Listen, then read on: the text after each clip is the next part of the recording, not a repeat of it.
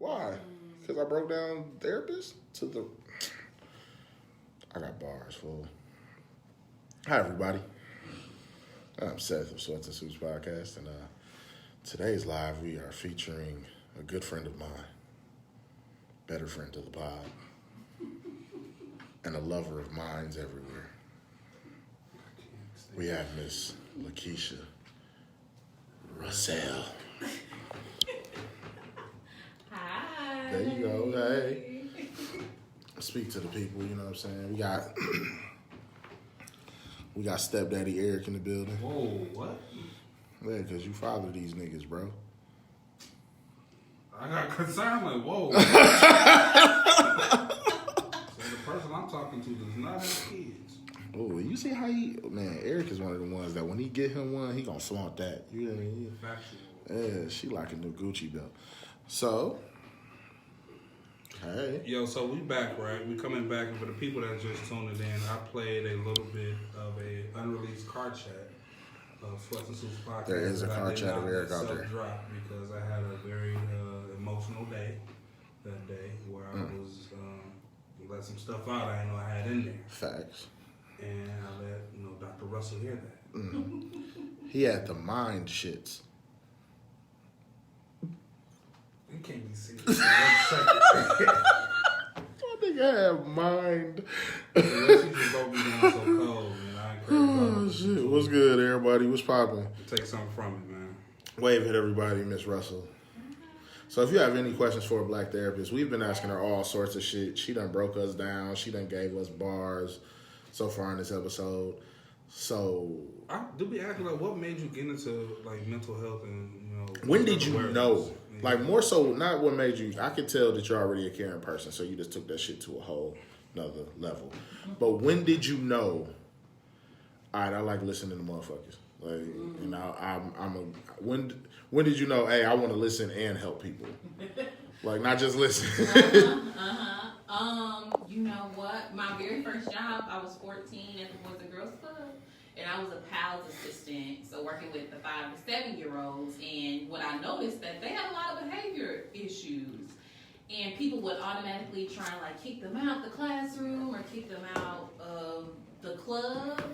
And I was like, okay, it got to be something more. So, I just kept struggling along. And then I started working for, like, MPS and things like that. And you just continue to see these kids that I felt people would mistreat because of the behaviors. But I'm like, it got to be deeper than that. And somebody got to figure out what is going on with these Somebody got to love these babies. Yeah, and figure out what's going on and how we can help them, even help the teachers or the parents working with the kids.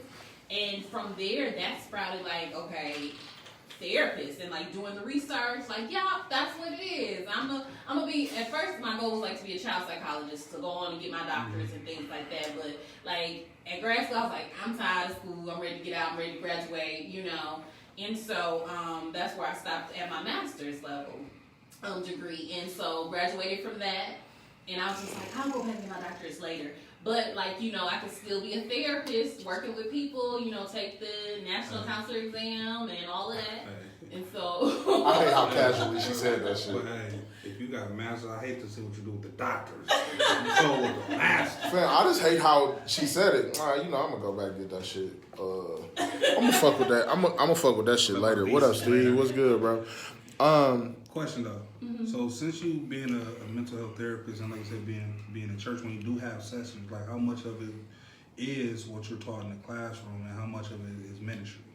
Yeah, that's a great question. And honestly, what we're taught in school doesn't compare to what we actually experience out here in the real world with clients. So a lot of it is like, I'm using some techniques, but definitely, modifying it to the black and brown community because that's heavily my population of who I work with. And so going back to the church piece, I would say it's like half and half. Like I can line it up with the word of God, we can pray, but also on the other end, I can give you these tools and techniques and for us to really do this deep trauma work so you can be healed and walk in that healing. Have you ever turn someone away? I turned clients away in the sense of like, oh, well, you know, another therapist might be a better fit for you or something like that.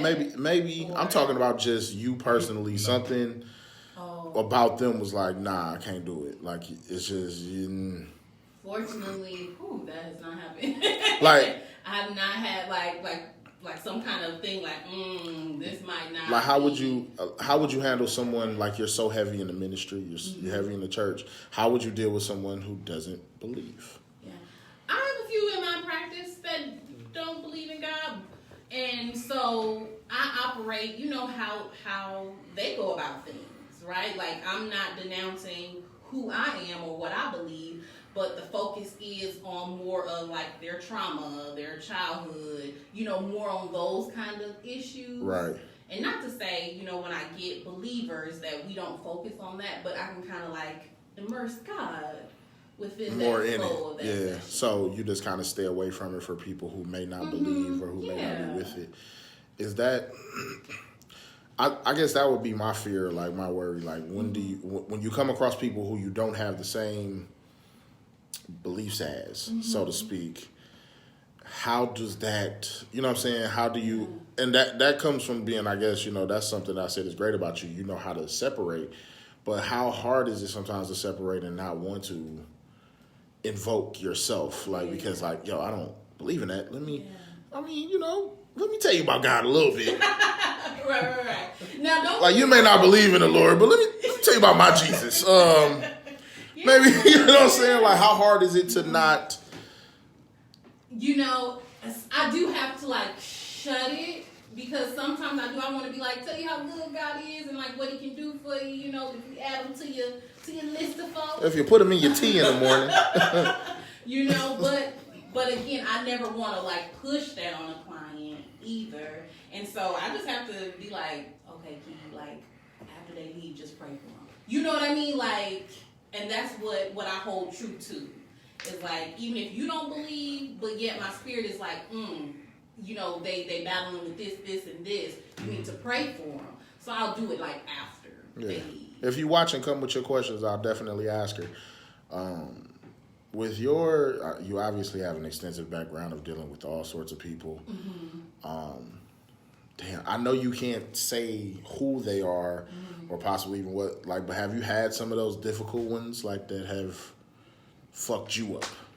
Like, where it's like you get home and you, like, damn. You know what I'm saying? Like, how, like, your everyday life, do you take something from your patients? Like, I ask that, like, do you ever take anything from your patients? Do you ever take,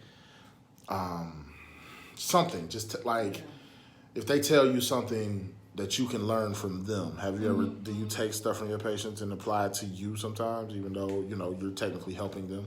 Yeah, most definitely. So I am a firm believer too that some of my clients who I work with are like going through situations I've already gone through, or like they might be on the cusp of like what I'm going to enter, if that makes sense.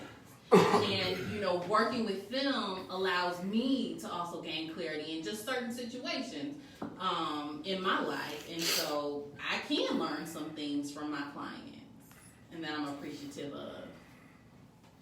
That's crazy.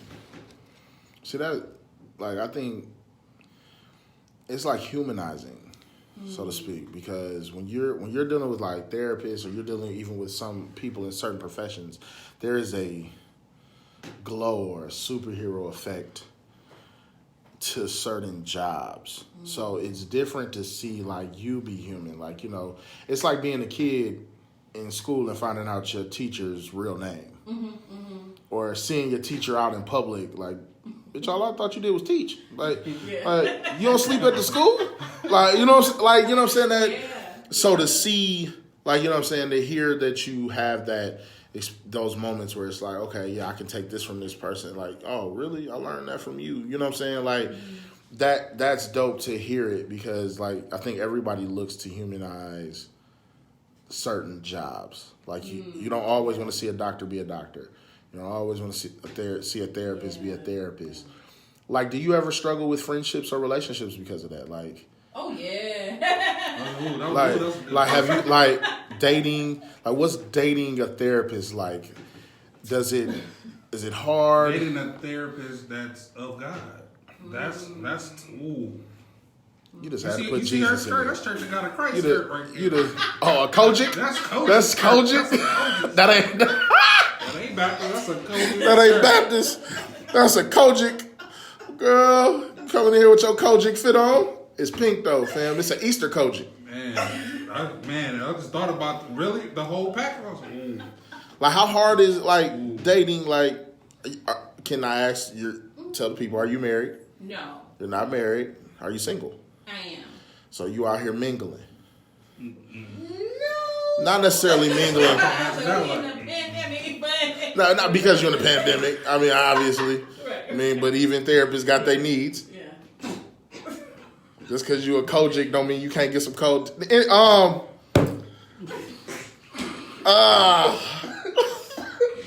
Damn it. See. I'm so sorry. Keisha, I'm so sorry. The old Seth was just, you know? But I am single. Okay, you're single. What is the dating? What the dating pool look like? Because you're probably smarter than everybody that approach you. No. You are. What is it like? Ron Purdy, what's up, bro? Man. Yeah, like, how is it dating a therapist? Like, what is it like? So I want to say it's funny something when so I tell fucking people ignorant. That people are like, so what do you do? I'm like, oh, I'm a mental health therapist. And like, I feel like 8 out of 10 times, like the guy's like, oh, so you analyzing me? I'm like, oh, no, I ain't got time for that. Like, like, I don't want to be a therapist in my personal life because I do this every day. And so right now, honestly, it's like non-existent dating me right now. Like, You just saying they just. I'm not dating. Are you nobody. being approached? What's your DMs look? How are your DMs looking during the quarantine? What's your DMs look like? They dry. They dry? Yeah. Oh, they don't know what they're missing. But whoever bagged her, he got to be cold. He go, man. He got to be cold. Dog, there's so many ignorant statements I can say that I'm holding in. Look at me, What gross. does Christian Mingle look like for you? Would you ever get on Christian? Are you on Christian Mingle? No, but I feel like I haven't heard like good things about it. Like I heard it was like a lot of older people, like old people. Deacons. The Samuel. It's like 50 and up type. So, Deacons. Yeah, deacons. Ron Purdy said he would ask you out. Shout out to Ron Purdy. Shoot your shot, Ron. Hell yeah, Ron. Ron on here. Ron got a chill, bro. Nah, I fuck with Ron. Ron, shoot, baby. Purdy got a chill. Shoot, baby. 3 ball. Trey, all day long. Shoot your 3 from half. Let it fly, baby. That's weird because it's like you're obviously smart. You know, she'll break Ron down so cold. I just thought about it. I'm like, Ron, you don't want that work. Purdy don't want that work. I don't know. That might help him. He might come out on the other side, different nigga. He might have a woke hat on. Might. It's all said and done. Hey, Black Lives Matter. Him, please. Call him Brother Purdy. Brother Purdy. No. He be the only white dude in the Nation of Domination. He own a heart. Crush. I fuck with. No, Ron is definitely an ally. That's our guy, man. So I don't want to leave this dating topic because I feel like. So I When have is your- done online dating. When is your last relationship? When was it? Real one. I'm talking about Right. where you might have got you some in it. Lord have mercy. Because I feel like that's when I know the relationship is real for a Kojic person and a therapist. You gotta give. Oh! Somebody take this microphone. Well, I'm I gonna will say. tell you this. My last relationship. Well, let's not say when. Let's just say what. Like, do you feel like your profession has hindered a lot of your relationships? Good question. That is a great question. I don't necessarily think it's my profession.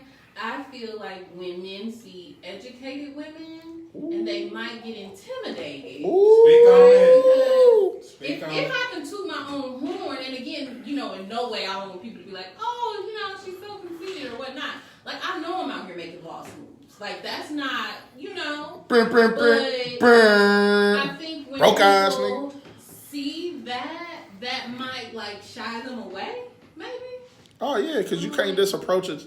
You can't approach a woman with like No real talk. letters after her name. I've said this before because I used to talk to a young lady. She's, you know, pursuing her doctorates. I'm over here working at Spectrum.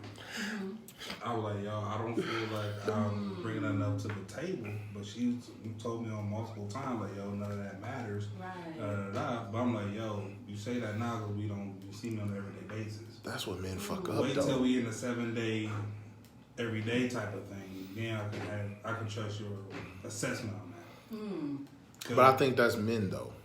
We got to stop doing that. Men got to start feeling like they the prize. Women is showing up with an IG page feeling like they the prize. We can't be just because we work on cars or you know what I'm saying, or we working in a call center or wherever the fuck we working, bitch.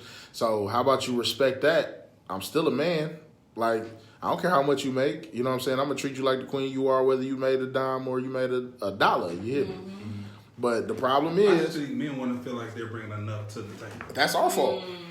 But that's our fault. That's what we fucking up. Because we got to realize that we're more than our job. We more than that dollar on the bank account. But even though Queen. I am paid handsomely now. Oh, no. You see the car on top. Hey, your car don't mean you got bread. It's a lot of broke ass niggas living in their whip. You understand? Like, you see it. But you can't live in a Challenger. Yeah. It's a two-seater. You can. Nigga, shit. I mean, I don't watch it on you. Never mind. So, like, when it comes to that, like you heard what Eric just said, do you feel like that's a problem amongst men? Do we not feel like we're enough? Women is pulling up literally with IG pages talking about, what do you do? Oh, you only work there? Well, I got 14,000 followers on Instagram. Bitch, I don't give a fuck. So? Like, what are you going to do after this, though, when that body get to wearing down? Yeah, once everybody find out who you really are. No, I'm talking about when you hit a certain age where, you know, it's a little bit more age on that. A little bit of sagging that ass. I was trying to say so many words. Nah, a little sagging that ass, a little dipping them tits. Where you gonna be? The implant become a little deflated. Man, that You implant. gotta let that water out. Implant looking like a Capri Sun. And now you know, it ain't looking like that milk that we used to get back in the day. You know, the school milk. That's Dr. Russell. Okay, my fault, Dr. Russell. Do you think that's a problem amongst men? Do we undervalue ourselves? I think so. And it could stem from just like previous relationships, right? If a woman was making you feel like you weren't enough or you weren't good enough for her, but does that mean that you aren't good enough for the next person? No, that doesn't mean that. You know, and sometimes I think many men are self-conscious, right? Like you have this woman like, oh, she's so educated, she's so this. Like, what do I got to offer her? Why would she want to choose me? You know, but I think that's where you have to be confident in knowing who you are, what you bring to the table, what kind of character of a man you are. Like, that is like the foundation of it. Confidence is key. Right, like your job title, your profession, your Instagram followers don't dictate who you are or your character. Bet. Well, let me ask you this. Would you date a man that worked at McDonald's? Yeah, I would. If he... Oh, that hesitation is a little... No. I feel... But do you think that you would only date that man that worked at McDonald's because you're a therapist? What does that have to do? What's the Because problem? she's learned to see people differently. Like, she's very empathetic to everybody. So does that mean that you're willing to give more people a chance? No. No. Let Because her answer.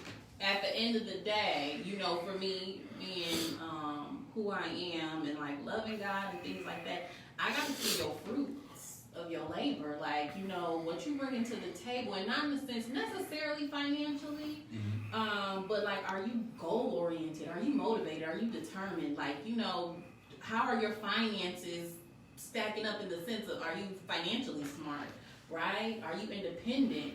And then, you know, with me being a therapist, I do take it a step further, like, what's your trauma? Have you worked through your stuff? That's like a cheat code. I ain't got the time to be helping you work through your stuff. You know, like, you need to be doing that work. Because I can't be your therapist and try to be your boo too. You know? Like, we not Our artist got to be right. Ron said, would she date a man that takes care of his mom for a living?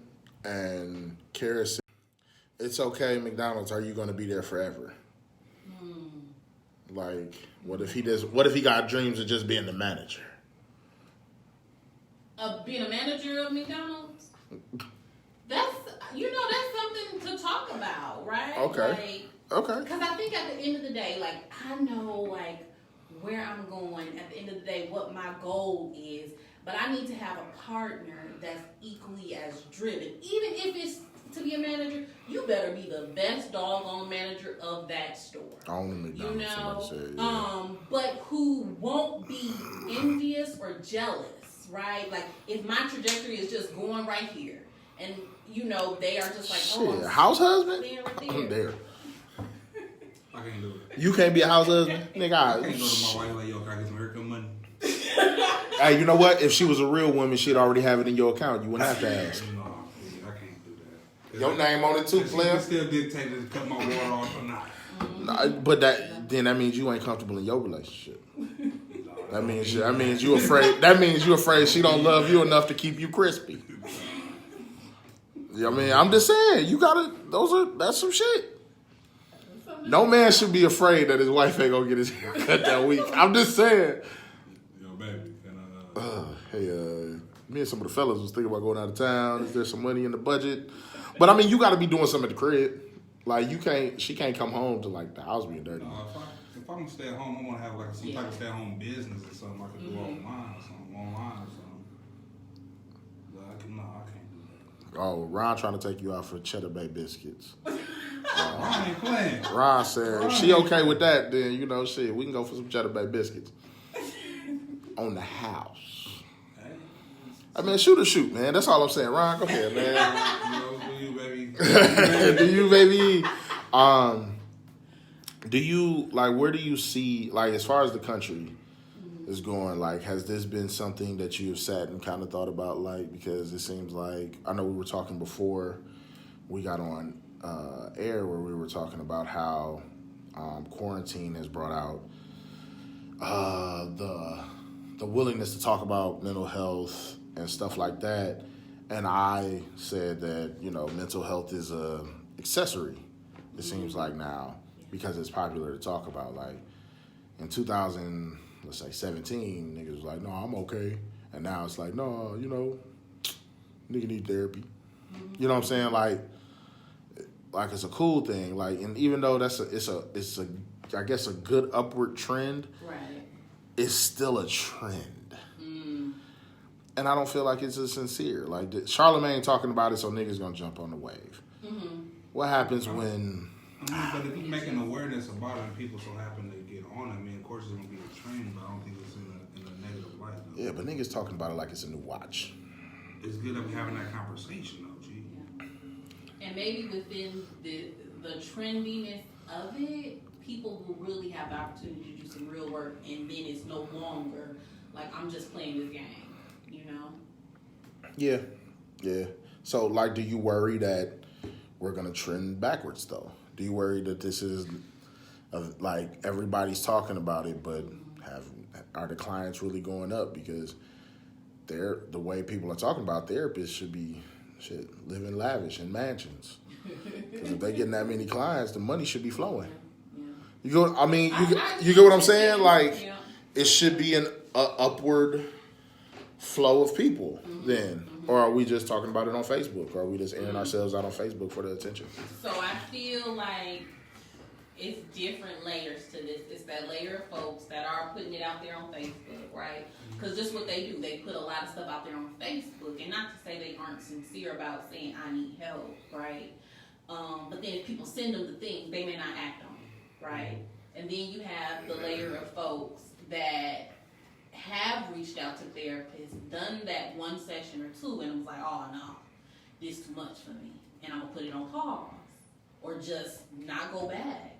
And then you have those other people that are ready and willing to do the work, and so they're keeping the momentum with that. And so I feel like that is like the train we're on right now with those 3 carts of people. And hopefully with the more talk, people will get more comfortable. And hopefully you will see more people actually completing sessions and doing that work.